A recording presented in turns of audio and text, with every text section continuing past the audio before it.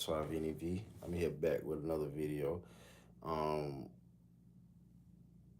we're gonna check out 2Chains on Joe and Jada. I think he got a new book he got coming out, so we're gonna check it out. Tune in to that.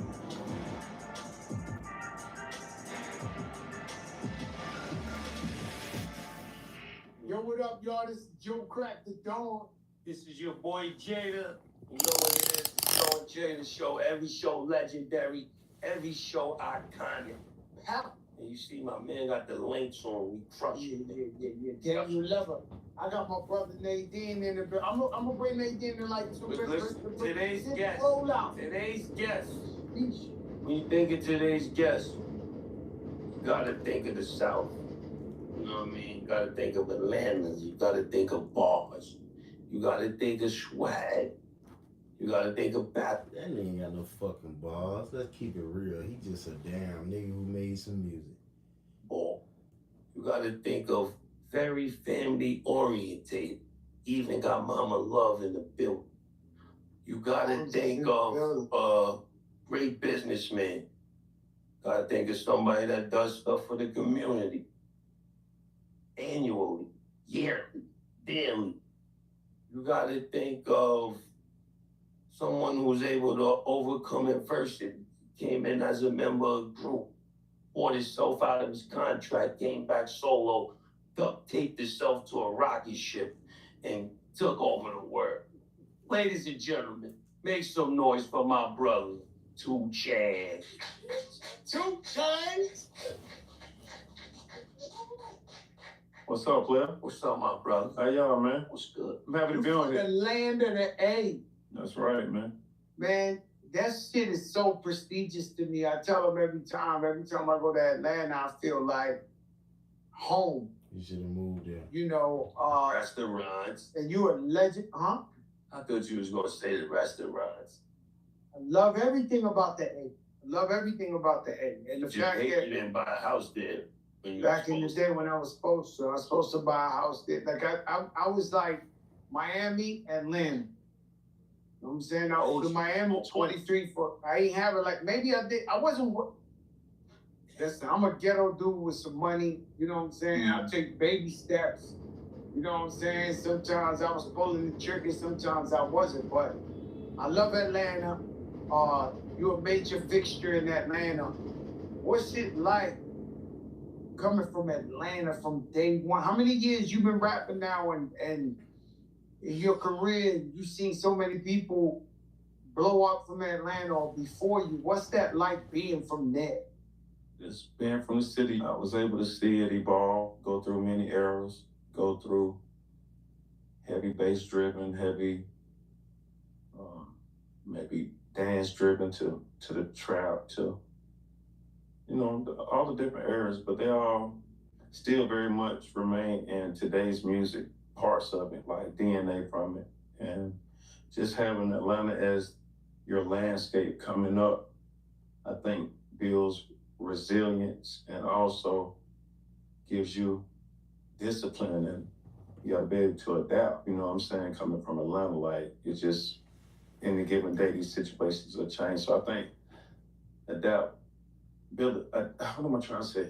Being able to adapt is like an advantage coming from Atlanta.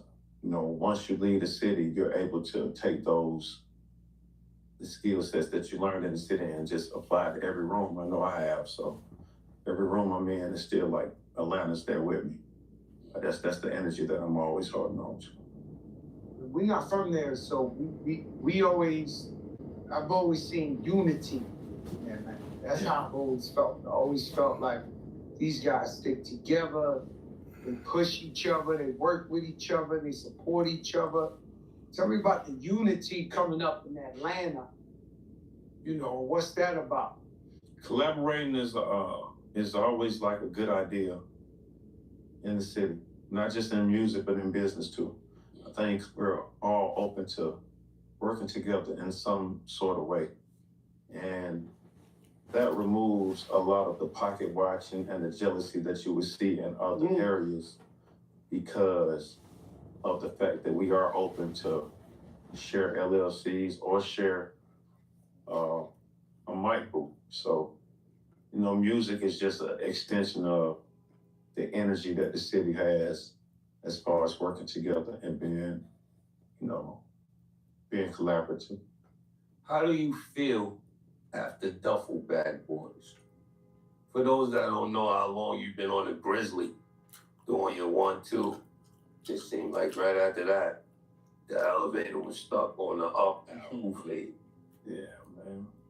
Just, man, my commitment and my resilience, man, I'm self-motivated, you know, like you can't buy motivation, you can't buy ambition, you know what I'm saying? So through my self-evaluation, man, I get up and I just got that energy like I'm him and I can just reach heights. And early on, I was one of those that was arrogant before I got in the game. I used to look at everybody in the game, look at, you know, all my peers and be like, I can get with this person, I can get with this person.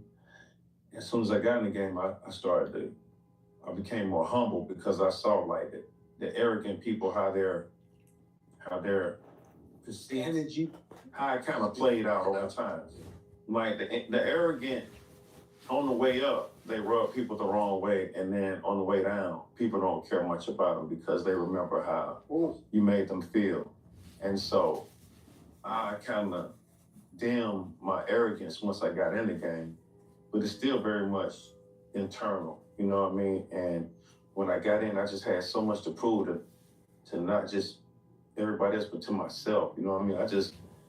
I ask people all the time, like, you knew you was gonna be there? Like, people that's ask you, like, when did you know you was gonna be a rapper? Because I felt like I was gonna be something. I always knew I was gonna be something, you know what I mean? And I always knew I was gonna be successful.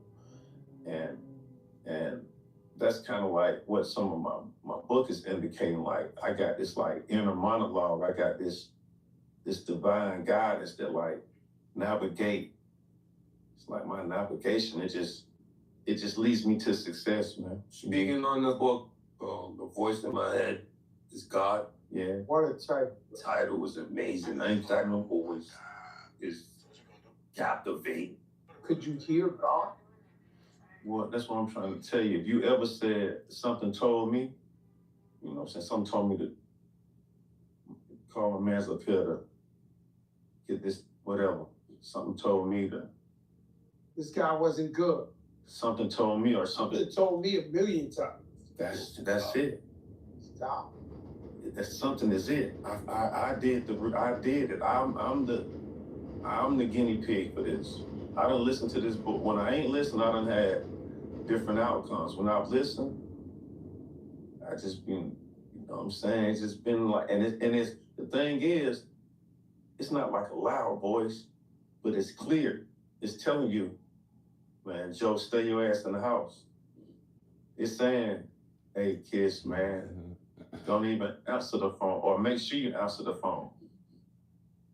You know what I'm saying? You missed that call, your homie takes you from prison, man, this such and such, man, something told me, I don't answer calls, I don't know, man, something told me I should have answered the call, you know, I missed my, whatever that is. So I'm in the book just using examples of how that is God. The title, The Voice, is my conscience, intuition, think intuition, gut feeling.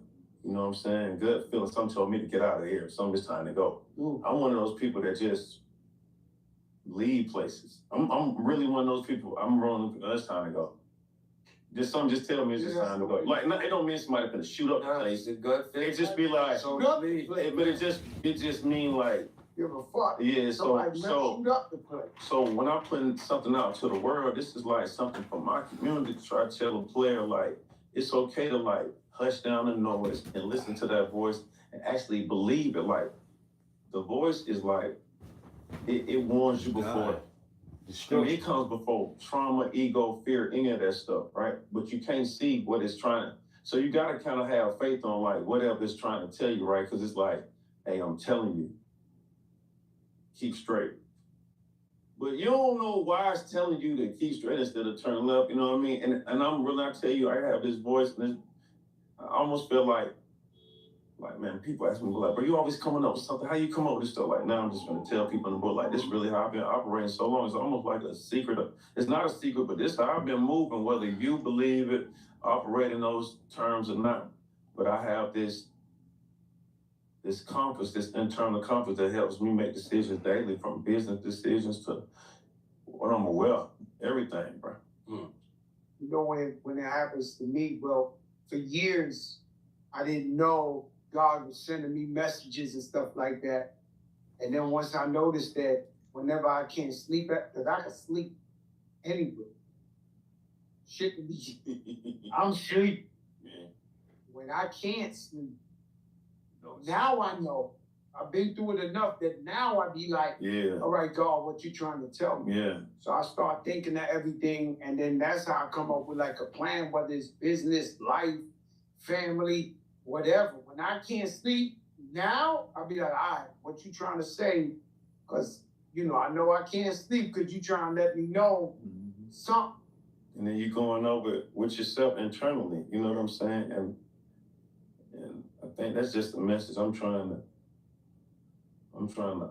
put out. Like, you have to have experience. You have to go through life to know, like, this means something. You have to not sleep for so many nights before you realize, like, this is God trying to speak to me. So that's what this book, I couldn't have wrote this book when I was 20, 30. You have to live long enough, you know what I mean? Yeah. Let me ask one more question. People so selfish, right? What made you share this in your book with the world and let people know what you know? What's your secret to success, your drive to success? What made you share it with the world? Because a lot of people, I'll tell you my story about it. Kids heard it 100 times, but I'll tell you my flip side of the story. But what made you say, yo, I'm gonna share this with the world?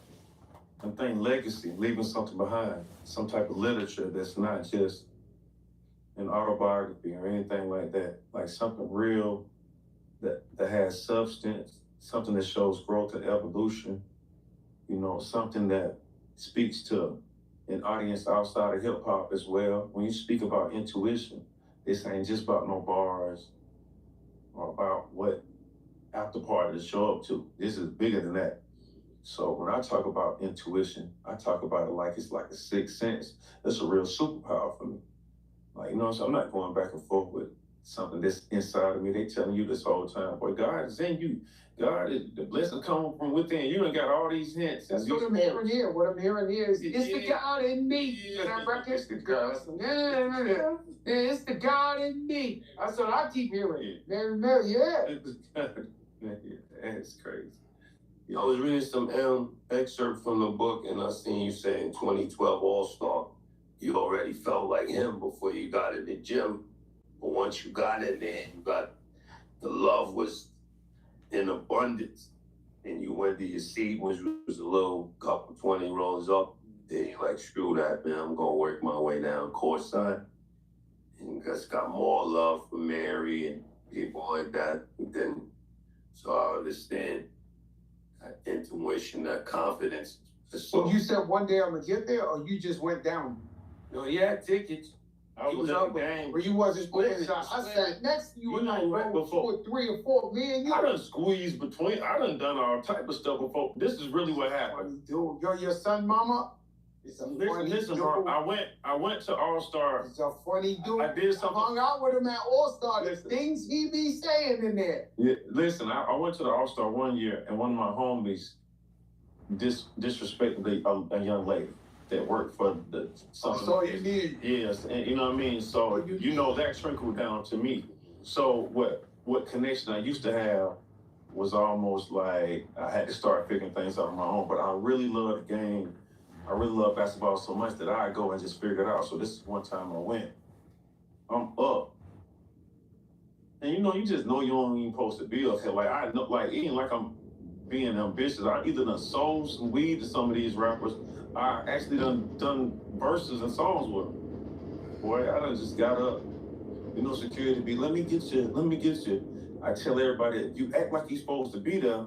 Those folks, hey man, you get to looking at them folks like they trying you, they disrespecting you, asking for some you know, and credential or laminate. Boy, I get to walking and do what you do. You don't be looking them all in the eyes and face. You should, you know what I'm saying? Because, see, this is my other take.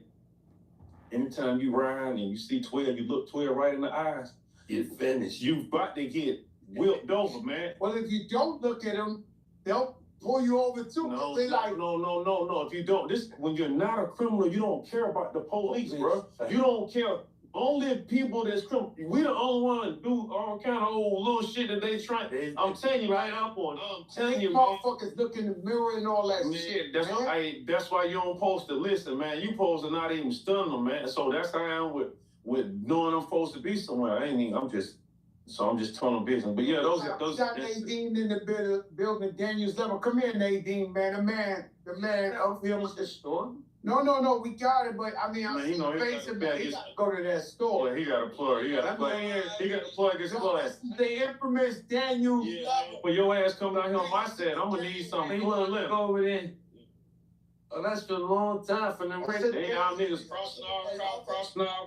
crossing all my paths and shit. You are made up for 2020. Where is that? Hey, man, I'm gonna need that in a Tony size. You dig what I'm saying? Give him a lifelong. I already worked with him before, but I'm coming on, and you keep talking about before, past tense. This ain't about ED. He work This now. talking about. Hey, listen. with his height, Shit gonna be clear. Shit gonna be clear. You know it. With my height, you get that too. I don't have to do much, but with that height, shit. He over here. Yeah. I'm sitting with him all star. And he talking shit about the basketball players. Yeah, you had some Versace shit, only Kanye wore some shit. You was like, you see this Versace shit, Joe? Them motherfuckers 7 foot, they wish they had this Versace shit. No, I'm gonna tell you, let me become clean. I feel like I'm the reason why brands start making shit for hoopers. Hoop niggas used to see me and be like, hey, Sharp, what size shoe you wear? Because I'm having on something just, you know what I'm saying, I'm having on, and they see me. I'm a real true 6'5". I'm an NBA point guard size. You get what I'm saying? So when they see me having it on, it is my belief that early on when they started caring about dressing, they didn't used to care about dressing, bro. Basketball players didn't used to care about dressing.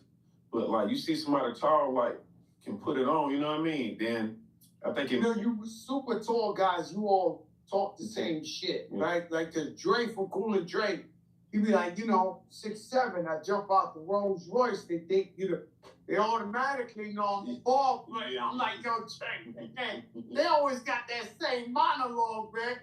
Let me tell you something, yo, 2Chains, you bugged out. But I thought I was the only one that thought shit like that in my head. Like when I wear that shit, I be like, yo, I got him. But you were speaking it out loud. The voice in you was out loud. Well, sometimes that's when they get to say, man, you got imaginary friends. You talking to yourself. So that's when they get like that. But for the most part, Joe, you care too much not to talk to yourself. You really give a fuck about your appearance. So I know in your head you like, yeah. I'm gonna go pink on it. Yeah, I'm the witness on that one. I'm coming to kill him. I'm still I'm the witness on that. You are absolutely right for him. Every little detail. Yeah. Even the coat that he's wearing, he chose the zipper. We had to find this zipper and this slider. He was so specific about how it should be. Time out. What's the first thing I say when I see the coat? What's the first thing I said about the coat? Zipper. I know you talked about the zipper. Yeah. That's it. Yeah. He's funding the zipper. You can't buy a super expensive coat and have a cheap zipper on. Your shit gotta be quality. No.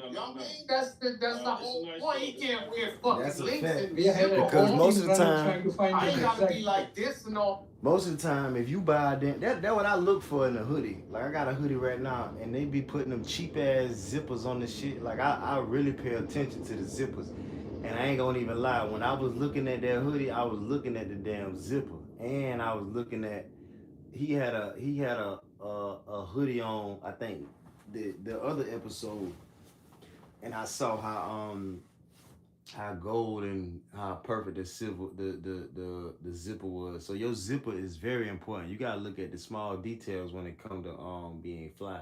See, people try to cut corners, man, and do like cheap shit. I'm not Listen, I ain't into the cheap shit, man. You ain't into just- cutting corners? You ain't cutting You corners? know, I ain't had shit. You know what I'm saying? I don't want to curse too much in front of your moms. It's off the camera, but I didn't have nothing.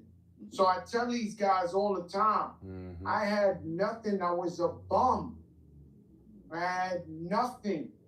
These What's wrong with I kids? was You tired of God. hearing? When I was a little kid running around in elementary, the teachers was looking at me like, yo, this nigga going to jail. He dying. Cause what's wrong? You heard this one before?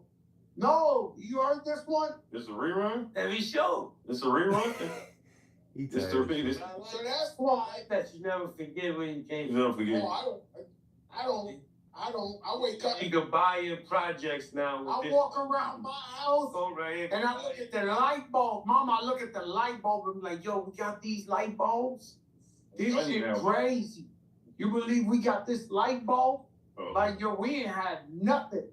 Do any- You ain't trying to gas me. You didn't have the light bulb? Now, I think I'm gonna do Ancestry.com just to really, really bring out the proof of how we ain't have shit for like 300-400 years. I'm gonna bust out the whole. I'm gonna bust out the whole generation. By the way, Jay. Yo, cousin Tito wasn't shit. Cousin Bondo wasn't shit. Yo, listen. Auntie Miriam. Listen. This why I ain't do no book. Cousin Miriam, I love you. This why my book not an autobiography, because rap was gonna go 300 years to let you know how bad it was for him. I ain't want to compete with the struggle, with like how bad it was. I ain't want to compete with another. You read another, man. You had a bad. You read Brush shit. Brush said he slept in a. He didn't have a light bulb. Yeah, he didn't even have a light bulb. Like, who gonna beat that? No. Like, I tell you my struggle, and then Joe say, we got the light switch, we got the crib. With no light bulb. But we ain't got no light bulb. But if we had a light bulb, we'd have light. We'd be good. You know, I went So, I'm not- to my apartment in the projects, and I'm gonna be honest with you, rest in peace, my dad. I cannot believe that he stood for that shit. And my father's always been a hard worker. He probably just too scared to buy a house or some shit like that. When he died, he left me a couple of dollars. My father's not no bum. But I just couldn't believe when I went there, yo, how he went for this shit. How he had his kids in here, how he had his fucking wife in here. This was some bullshit. Even if I was fucked up and I was a baker, mechanic, I'd have got my ass out of that shit. If you don't know nothing, Like as a grown man, as a kid, I ain't know no better. I'm looking at this shit. you don't. I ain't lying. That is a fact. Like, we gotta stop making excuses for motherfuckers that put their kids through that poor shit for no damn reason. Like, what the fuck is you doing with your damn life? And I always want to know, why do poor people have kids though? Why, if you already poor and ain't got no fucking money, you ain't got no money, your wife ain't got no money, you gonna have a child and the child gonna grow up poor. Then another child gonna grow up poor. Then another child gonna grow up poor. Like, that shit, they should damn take your fucking kids from you. They should lock your bitch ass up for that. Cause you just having kids knowing damn well you can't take care of them. Like, I'm tired of hearing all these damn stories about these niggas done grew up fucked up. Like, goddamn. Why y'all was so poor? The woman ain't work. That shit only for rich people, bruh. One income. Like, you hear about all these stories about the man busting his ass while the woman ain't working. Like, bitch, you need to find something to do. And then if I look at it like this, if every man was for theyself, you wouldn't have these problems. Like, niggas fuck up by trying to get a bitch knowing damn well they ain't got no fucking money. Like, we all should make a rule. You shouldn't even date if your ass ain't got $100,000. If you ain't even making $100,000 or got like $30,000 saved, bro, you shouldn't even have a baby unless you got 160 saved. 160. You should make 200 grand to have a child. You should make 250 to have another child. You should make 300 to have, like, you know what I'm saying. But for a person to make $30,000 a year, you already got an old lady. Now that shit split in half. Now both of y'all got to split $15,000 a year.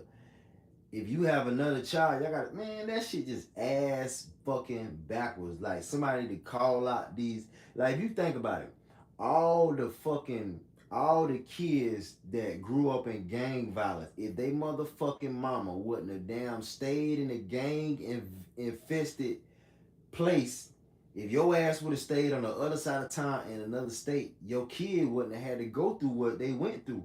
Nobody is saying that about the motherfucking parent. Like, why your dumb ass having kids when your dumb ass ain't got no fucking money?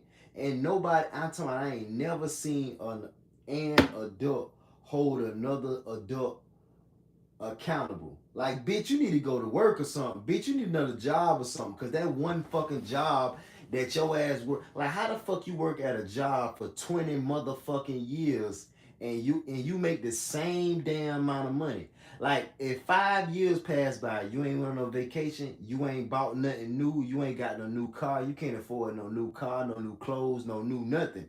Like, that don't make no motherfucking sense, bruh. Like, I don't think enough people is calling out the parent for that.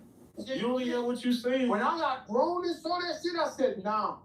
Man, you don't want your pops to have your frame of mind now, back then, with the money that was, you gotta think about it. Yeah, it's like that, bro. What he can do. Yeah, that shit crazy, though. I can't do Nah, motherfucker need to stop. Hey, show is brought to you by Jenny Sponsor. Motherfucker need to stop making excuses for parents, bro. You need to get your ass up and do something. Like, you sit here. Like, I used to tell my mama, like, Mom, you go to work and come home and sit down all day. You need to like you need to be doing something. Like, you need to start a damn business or something. You good with taxes, you good with finance, you need to start a motherfucking business or something. You need to do something. You come home every fucking day sitting on the motherfucking chair like your ass done completed a task or something. And then when I got older to get the jobs that everybody in my motherfucking family got, they ass ain't even doing that. Only thing you gotta do is show up for that stupid ass shit. Show up for that stupid ass shit, and them people just control the fuck out you all day long, bro. Ain't no way in the hell, bro. Ain't no way in the hell, bro. Like, people need to call out people for being so goddamn lazy and sorry. Like, goddamn, you lazy and sorry. You need to find your ass something to do. You need to start a goddamn business or something. You need to do something, because that goddamn one job ain't getting it, bro. Shit, that one job ain't gonna motherfucking get it. Fuck you talking about? And you got kids? I ain't never understood how a person, like, they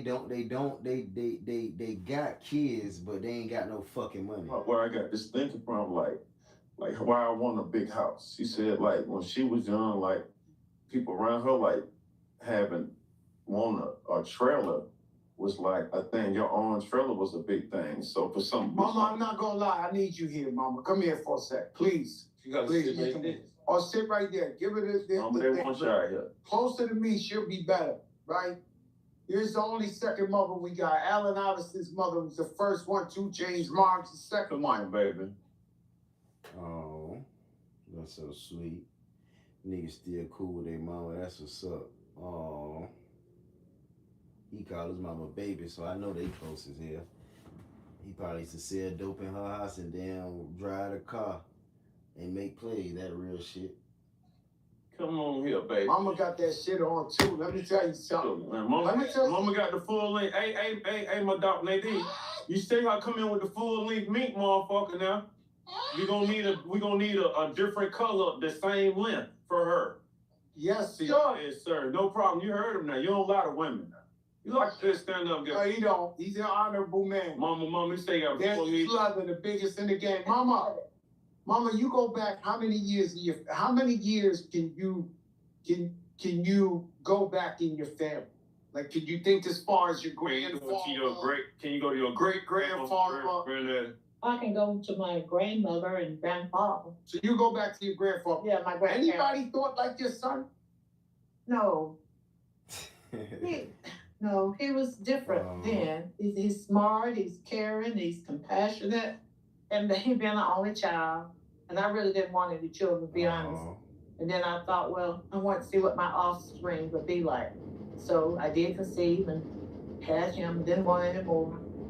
And he's kind of been self-sufficient, even at birth, with no problems. He was the first kid to go to the all-white private school in LaGrange at the age of 4, on account of his birthday came in September, and back then we went to school in August, but your birthday came after registration, so it would kind of leave you behind if we had left you there, so we had to move you to the private school so you could stay ahead. And he's been like, as long as he had the good old boy guitar and the games, Pac-Man games that he had, and his tricycle that he didn't want to give up, or a bicycle, he didn't want that. And he had a father. His father was very nurturing and trainable. He, taught him a lot at an early age, like trying to have him drive it. Oh, were you driving over the projects? Driving a car. And he's smart. I love him. Okay, Mom, we did good. You did a lot, right? Yeah, they ain't like the part where he say he went to private school, just like when Jada Kid's daddy came, but they talking. He ain't want that damn show. He ain't want that. That's why she looked at him like that when she was saying that private school shit. And motherfucker try to act like they so goddamn toughy, streety. Motherfucker spoiled and went to goddamn private school. You know what I realize about certain niggas? Niggas that sold dope ain't even have to sell dope. The niggas that sold weed and sold shit, they was the spoiled niggas in school. They was the spoiled niggas. Like every nigga that I know that sell dope, they mama is cool as fuck with their ass. They mama is they friend. They mama let them trap out their house. They mama let them drive the car to make the plays in, bro. Like they mama they mama help them. I be like, God damn, bro, your mama let you do that shit? My mama ain't shit. My mama won't let me do a motherfucking thing, bro. God damn, bro, your mama let you do that? Your mama did that for you? God damn, bro, that's a blessing. It's right here. Something told me that. What the fuck? Yeah, man, so I can relate. No, I can't relate to that dumb shit. But that's what's up, though. I like niggas that cool with their mama. I like men that, what I'm saying, they cool with their mama and they came up with mama and shit like that. Or a bicycle, he didn't want that. And he had a father. His father was very nurturing and trainable. He, taught him a lot at an early age, like trying to have him drive it. Oh, were you driving over the projects? Driving a car. And he's smart. I love him. Okay, Mom, we did good. You did a lot, right? Because I like when I look at guys like 2Chains and Kiss and V and stuff like that, yeah, we might have had great families, great upbringings, or whatever the case, but there's something in the mentality of entrepreneurs, go-getters, won't stop at nothing, and we talking about this family lineage, and you was right there, so I said, yo, let me ask it because they think I'm bugging out when I be like, yo, I could think back into my family as far as I could go, wasn't nobody really thinking like me, so it was like, I'm trying to figure this out, like the DNA of an artist or something, right? Or it's evolution, man. It's evolution, and it's inevitable for hopefully your bloodline to grow into something. You know what I mean? And it takes your ancestors to build you up to that. But I think eventually you give birth to something that breaks whatever curse that came before that. You know what I'm saying? It becomes the first entrepreneur. Well, I'm not the first entrepreneur, but the first millionaire or whatever that is, I think that's in everybody's family, man. Everybody, there was only a small amount of people that never struggled. Like I just know we all were a part of the struggle. Like I just know we all were, you know what I mean? But we're doing a great job of not letting it happen again. Like moving forward, I know we all have kids that we just pour so much into, you know what I mean? Like for a fact, everybody on here, you know what I'm saying? Everybody know we care about our kids, brother. It's just like, so. Mama, what are you most proud of your son? The family man that he did. The father. Congratulations to your daughter too. She just got accepted, right? Too. Yeah, my daughter's headed to college. Yep. She on a senior trip right now, man. And I'm just need you to come home because they went to Mexico, and I did not want her to go to Mexico. But sometimes the media be Cause she having fun. She ain't thinking a bit about what's going on over. You know what I mean? But I'm just like, I'm just being that parent that's like, man, all right, you straight, everything cool, but they having a good time. And then I have 3 kids. My middle child is 13. She about to be in high school. And then like a lot of people know my son Halo because we have a podcast together. And he's 10 years old.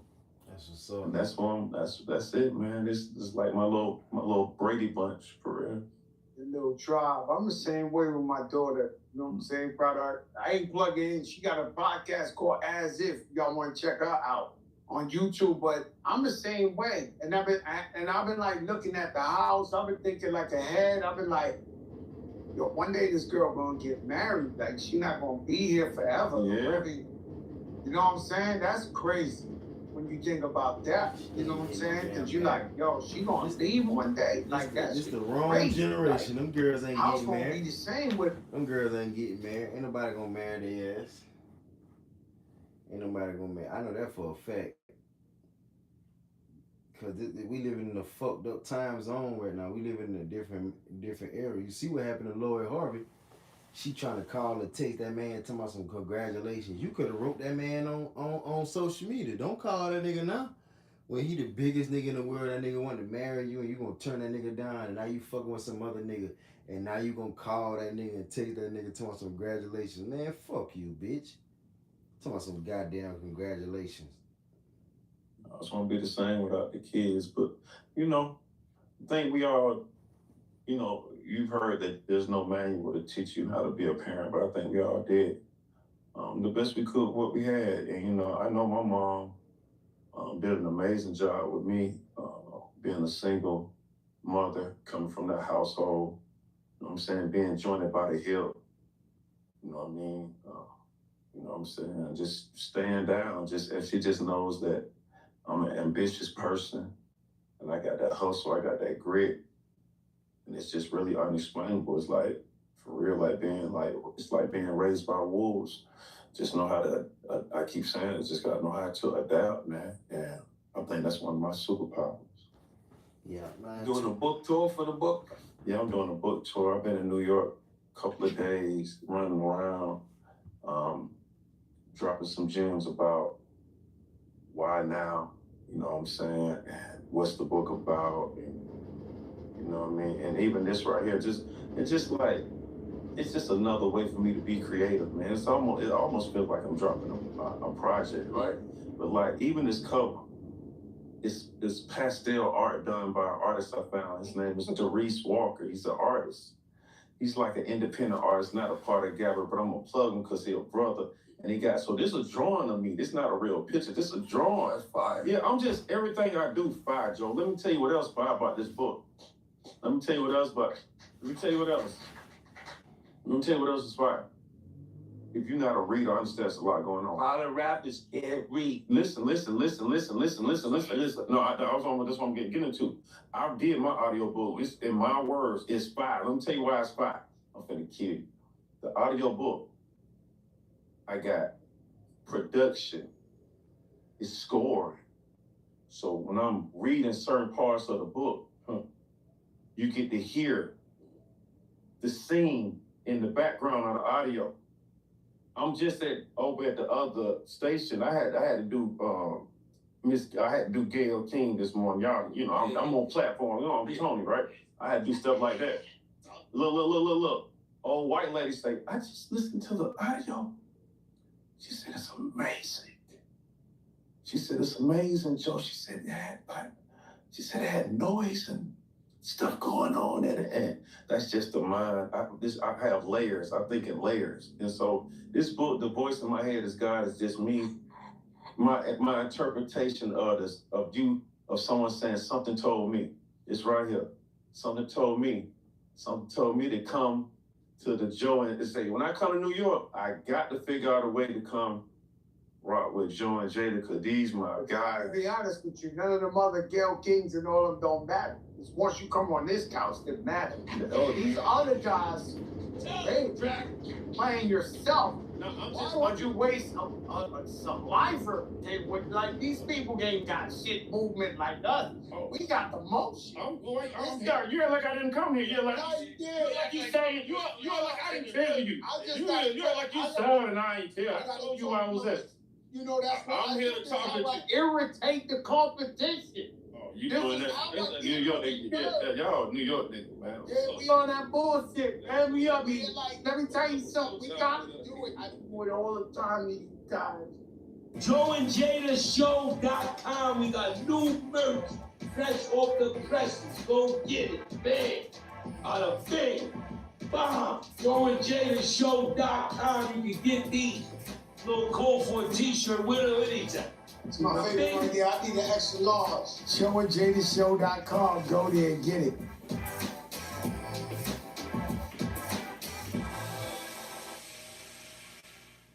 I was Number one. How about that number one? Yeah, what? from the book. He turned down Hove. He wouldn't get his man, his DJ an extra flight. He turned the whole meeting down. That might have not been the right thing, man. Turning down Hove? That's not true, man. That's not true. Everything happens for a reason. No, this is I had to quit bringing the man name up because I have other contexts and other things to talk about, but it is.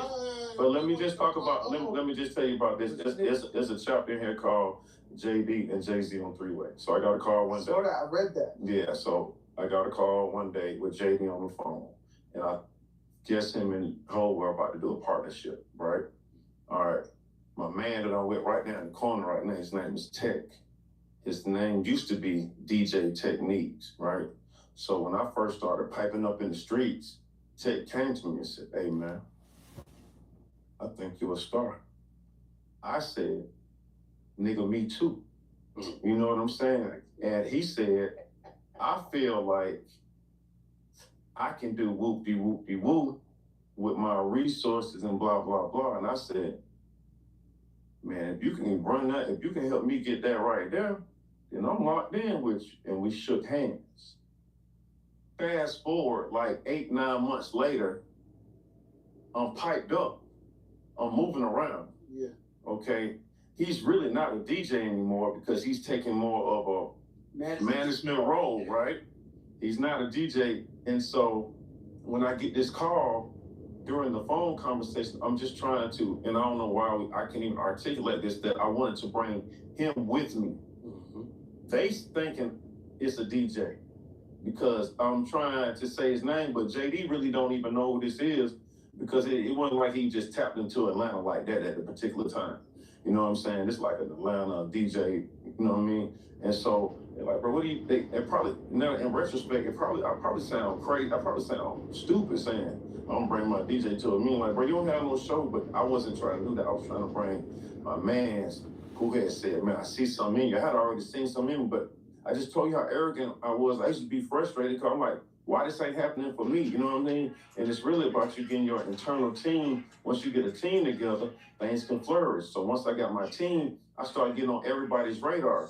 So when that call happened and whatever happened throughout the call, I didn't go. I talk about it in the book because people ask me like, what the hell was the voice telling you to do then when big homie called? You know what I'm saying? When big homie called. And the thing I tell somebody, like, at that particular time, my moral compass just saying I ain't want to lead dog and say, "I'm going to tell you about the meeting." Yeah. I can't sit here and tell you I ain't want to fuck with dog or don't want to do business with dog. I seen the track record. I'm not ignorant. I'm highly intellectual, actually. But during that particular time, my compass is saying, and so that's another reason why I tell DJs like Khaled or Drama or him, you need to take the DJ shit off your name. Niggas think that's your first name. So take that off your name. You know, I got a boy named Rich the Barber. Used to be a barber. He's rich as fuck right now. And we still call him Rich the Barber, but he be like, "Yo, I'm not the barber no more." Yeah. But anyway, so that's the story. It was not. It was just a miscommunication, they received it. Yeah, because I was excited. I was definitely excited about the call, and I was excited to, but this is before, the album. This is before all the stuff came. I can't say everything that done this right or wrong. This is just like part of it's just a part of my life. You know what I'm saying? And so, man, so yeah. But so I'm, you know, obstacles to go through, and to me, even when you fall, it's just a lesson. You gotta look at the lesson. Everything don't go your way. You gotta look at the lesson. These lawyers right now, they killing me, Pete. These prices is all the way up. These yesterday prices, and I'm just like, yo, Joe, it's temporary. Keep your head up and keep it moving, because certain things happen to you where you be like, at that moment you could be frustrated, but then you just gotta look at it and be like, yo, this is a lesson. Everything's a lesson. So it's like, it is what it is. I wish you would have went to see, but you know, you never know, dog. Yo, 2Chains, 2Chains, let me tell you something. The God in my head is an ill title. The voice in my head is God, man. You been doing some shit. Man, you doing some real shit. The God. Oh, the voice in my head is God. Saying the wrong title. Man, your ass burnt, man. Hey, man. Hey, your ass burnt out, bro. Hey, Joe. Hey, I ain't gonna lie. This has been how to show. This, like, seeing you through the screen different. Like, this, man, you burnt out for real, boy. Like, when I see it, I'm like, man, I'm like, yeah, I'm thinking. But I ain't know. Oh, you thought I was playing? No, right. This close to you? No, something wrong. I'm looking at you, bro. You tripping for something. What you worrying Yeah, my head is God. The voice in my head. If you can read, it's a great read. Yeah, You but get my audio audio fire. My audio gonna get a Emmy or something. A Grammy. Oh, they do Grammys for the audio? Yes. Oh God, I'ma get it, bro. Bro, they do Grammys for the audio and look, who got the last one, dog? Who got the last one? Look, I see he googling that shit. Dalai Lama won the last Dalai Lama, that's you. Don't worry about you got that. The Dalai Lama won it last. Yeah. Man, let me tell you something. The name of this book is The Voice in My Head is God. Thank God I ain't get a flag thrown on me. Yo, listen, thank Mama for coming through. You know, that's the biggest, you know what I'm saying? And they got to thank Nadine, thank the deputy. Then we had a whole list of others. Right, this shit was crazy. Sure, y'all get the book. Get the book. You know, I'm a big 2Chains fan regardless, you know what I'm saying? So all your albums, I get them. You know what I mean? I like the 2Chains album on a fucking airplane where I ain't got no distraction. I'm going to LA, I play that shit. Then you know Natina's your #1 fan. She was talking big shit. Like, yo, 2Chains just dropped. You gotta get this. I'm like, yo, Natina, I'm gonna. No, you gotta like that. Shout out Natina for sure.